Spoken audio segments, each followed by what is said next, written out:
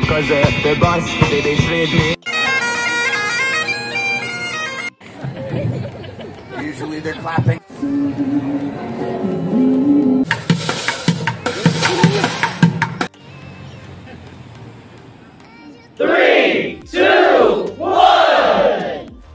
Hello, good evening from Edinburgh.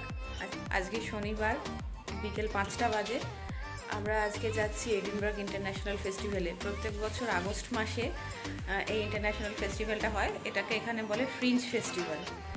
বিশ্বের সমস্ত দেশ থেকে লোক এই ফেস্টিভ্যালটা দেখতে আসে, তো আমরাও যাচ্ছি আজকে দেখতে।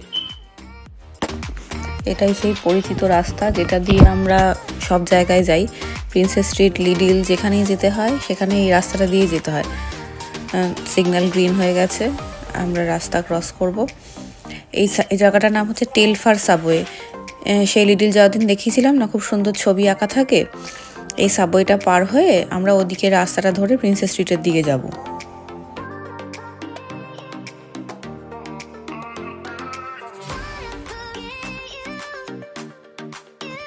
এটা হচ্ছে একটা ইটালিয়ান রেস্টুরেন্ট।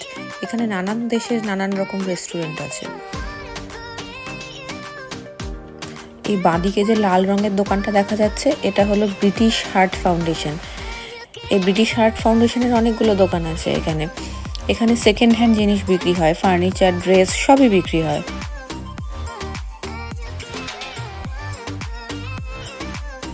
এটা হলো হে মার্কেট রেল স্টেশন। আগের দিন আমরা যখন বারউইক যাচ্ছিলাম তখন ওয়েভারলি স্টেশন থেকে উঠেছিলাম, তখন বলেছিলাম না স্কট রেল যায় আরেকটা স্টেশন থেকে, সেটা হলো হে মার্কেট রেল স্টেশন। এখান থেকে খালি ইন্টারনাল ট্রেনগুলো ছাড়ে।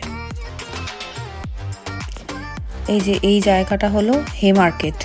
এই জায়গাটার থেকে অনেক বাস টাস ছাড়ে, খুব ভিড়ভাট্টা থাকে এই জায়গাটাতে।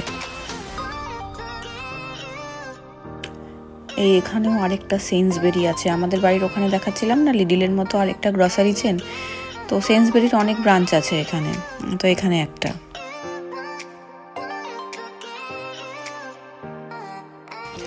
এই আমার বাদিক দিয়ে একটা লাল রঙের ট্রাম যাচ্ছে। ট্রামগুলো সাধারণত এয়ারপোর্ট থেকে ছাড়ে, এয়ারপোর্ট থেকে ছেড়ে বিভিন্ন জায়গায় যায়। এই বাদিকে যে সবুজ রঙের বাসটা দেখা যাচ্ছে, এই বাসটা এডিনবরা থেকে গ্লাসগো যাচ্ছে। এরকমই ফ্লিক্স বাসের সবুজ রঙের বাসে করে এখান থেকে লন্ডন যাওয়া যায়। মোটামুটি 7-8 ঘন্টা লাগে বাসে করে লন্ডন যেতে। এই বিল্ডিংটা হলো জনি ওয়াকার বিল্ডিং। এই বিল্ডিংটা এখানকার খুবই ফেমাস। আর এই ডান দিকে যেটা লাল দেখা যাচ্ছে, এটা হলো দ্য ক্যালেডোনিয়ান। এটা একটা চার্চ। এখানে আমি এখানকার লোকেদের বিয়ে হতে দেখেছি। এখানে সন্টু আর সন্টুর বাবা ফটোশুট করতে দাঁড়িয়ে পড়েছে।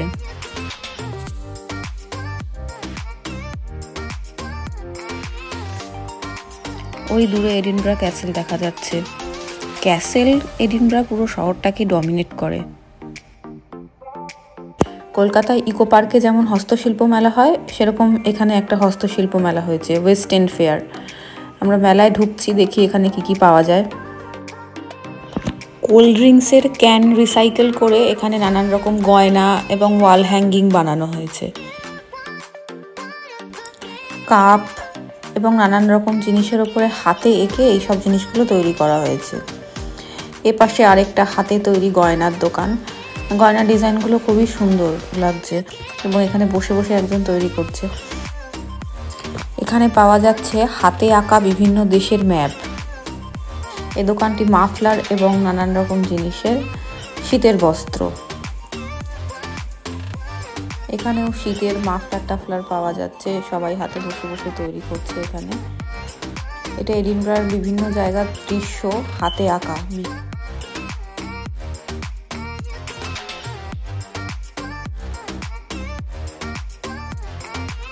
এই দোকানটাতেও ইনি বসে বসে ব্যাগ তৈরি করছিলেন।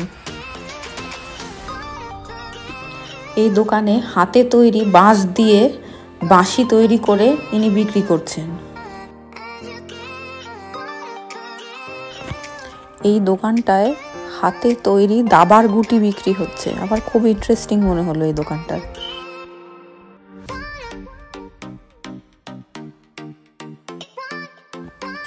এই দোকানটায় নানান রকম সামুদ্রিক জীব লকেটের মধ্যে ভরে বিক্রি হচ্ছে।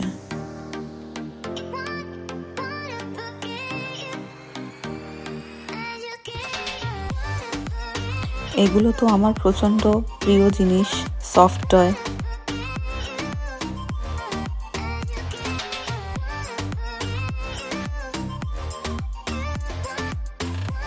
এখানে কিছু ইন্ডিয়ান ফুচকার দোকান দিয়েছিলেন, দেখেই ভীষণ লোভ হচ্ছিল খেতে।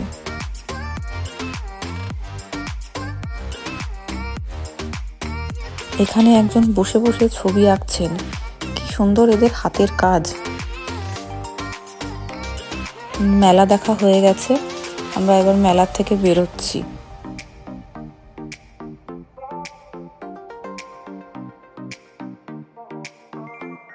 এখানেও আবার ফেস্টিভ্যালের জন্য কিছু দোকানপাট বসেছে। এখানে সামনেটা হচ্ছে খাবার জিনিসের দোকান, আর ভেতরে ছবি, গয়না, নানান রকম জিনিসের দোকান আছে।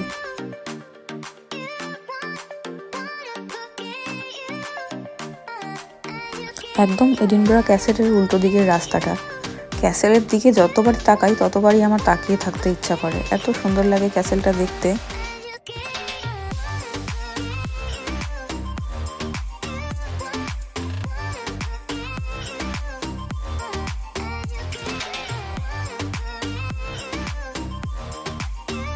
Next 2-3 minutes of this video is only for Potterheads. এখানে হ্যারি পটারের মার্চেন্ডাইজ অনেক দোকান আছে। যেহেতু হ্যারি পটার সিনেমাটা স্কটল্যান্ড বেস করেই লেখা, তো এখানে দেখাই যাচ্ছে ক্যারেক্টারগুলো, ডবি, ভোল্ডেমর্ট, এই যে এখানে নিম্বাস 2000, অনেক কিছুই রাখা আছে।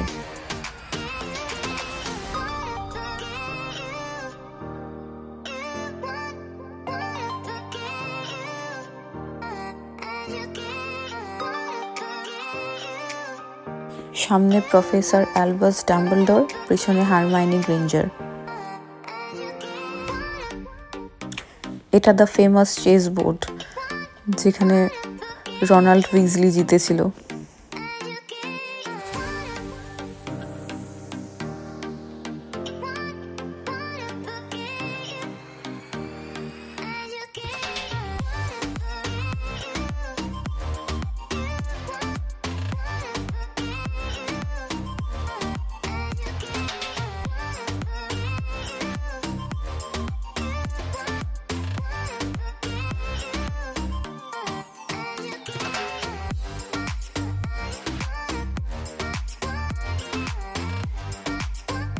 দ্য হগওয়ার্টস এক্সপ্রেস দাঁড়িয়ে আছে এখানে নিজের প্ল্যাটফর্মে।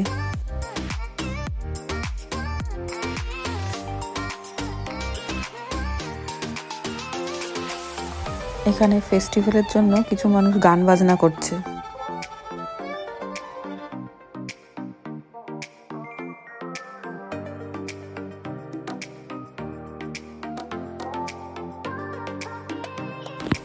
এই টানেলটা পার করে গেলেই এডিনবার্গের একটা খুব ফেমাস জায়গা রয়্যাল মাইল।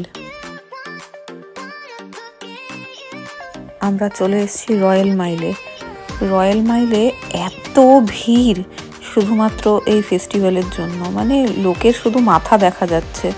কলকাতায় দুর্গাপুজোয় যেরকম ভিড় হয় সেরকম। এই যে এখানে একজন নিজের খেলা দেখাচ্ছেন, ডান্স করছেন।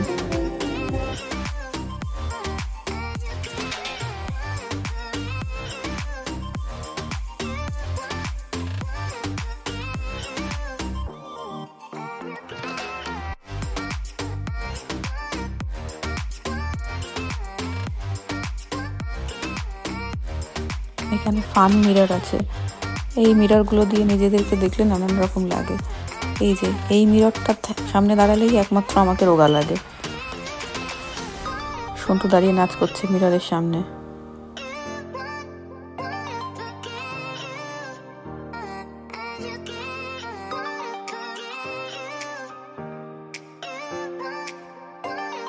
এই যন্ত্রটার নাম ব্যাক পাইপার, এই রয়্যাল মাইলে আসলেই শোনা যায় এটা।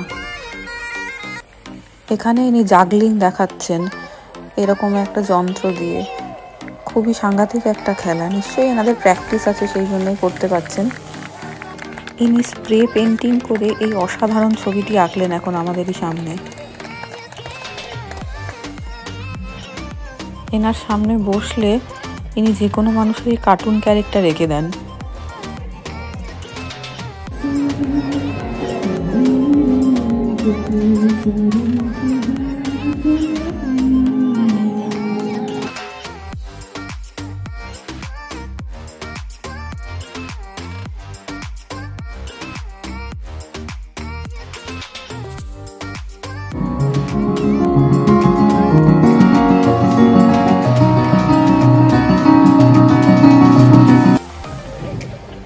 Usually they're clapping by now.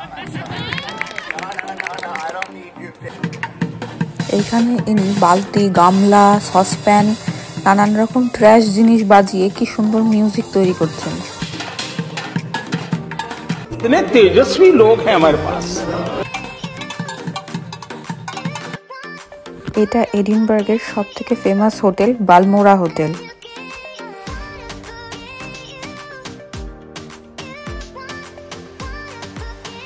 ওই দূরে দেখা যাচ্ছে Scott monument. Cause the boss, they trade me and they won't give me a refund. They won't give me a refund. ঘুরতে ঘুরতে খুব খিদে পেয়ে গেছে, তাই আমরা এসেছি KFC-তে।